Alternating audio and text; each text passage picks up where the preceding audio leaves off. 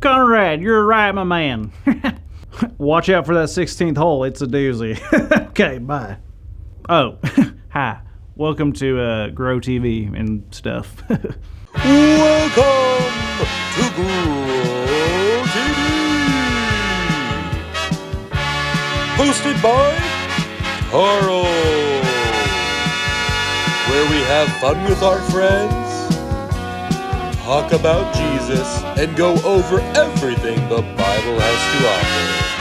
Now once again, welcome to Grow TV. Do I want 12 gold statues of myself or 20 giant paintings of me fighting a grizzly bear? I'll do both.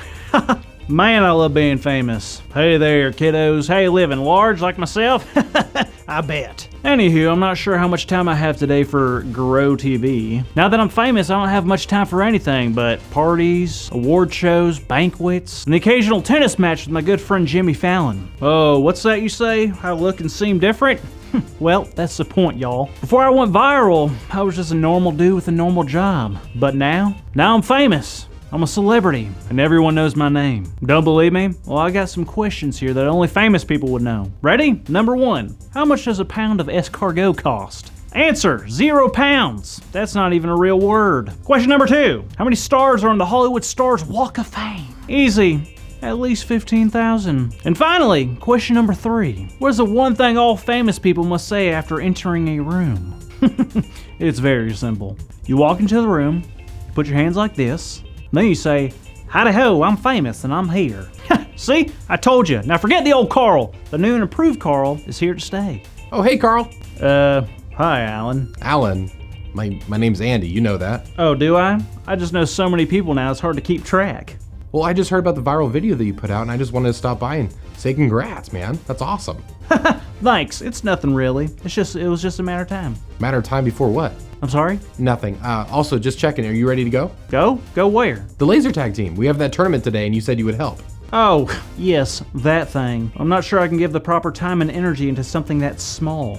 You see, I have such big plans. Well, you said you would help, and without you, we don't have a team, and we definitely have no chance at winning. I understand, Andy, but the golden statues for winning famous things aren't going to collect themselves. Oh, well, I just thought doing this and being a friend was important to you, but if it's not, it's cool. I get it.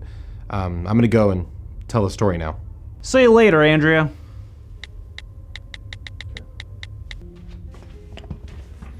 Hey kids! So last week we talked about how Solomon had taken over his dad's spot, King David, as the new ruler of Israel.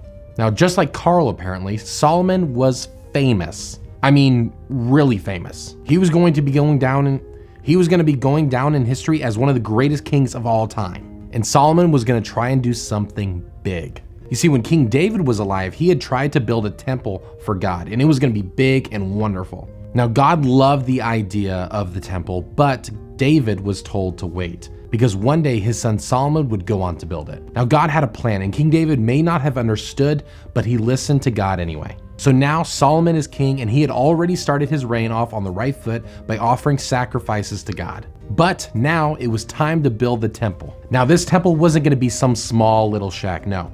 This temple would be built by thousands of people. Solomon wanted to make sure that whoever saw this temple knew just how big and wonderful God truly was. Once the temple was built, Solomon had the Ark of the Covenant brought in, so that way the presence of God could be there forever. And God also told Solomon that when the temple was finished being built, that a dark cloud would fill the inside of the temple, and inside that cloud, God would be present. And guess what? The cloud appeared in the temple. God was so happy with it, and that made Solomon happy as well. You see, God gave Solomon more than he could ever ask for. See, God placed Solomon in that position not only to be famous, but to serve others, to help Israel, and to set an example. Solomon was very wise, he was very kind, he was very loyal, but he was also super grateful. He was grateful for all that God had done for him. So Solomon knew he couldn't just stand by, enjoy the fame, and not do anything in return. He knew he had to show his gratitude and give back to the God that had loved him so much. And he did that by simply giving his time and energy into building that temple. Now, we can learn from Solomon in a lot of ways. A lot of the times we get more than what we deserve.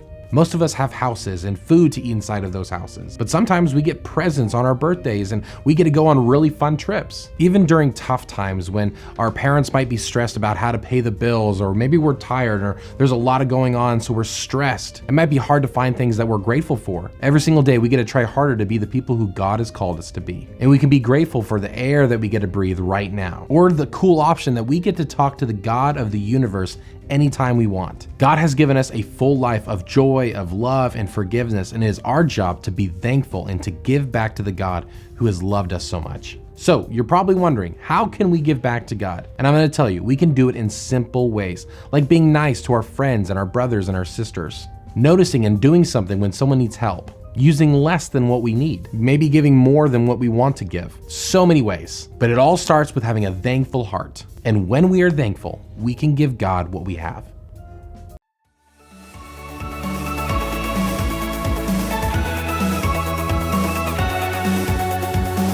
All right, our big idea today is when we are thankful, we can give God what we have.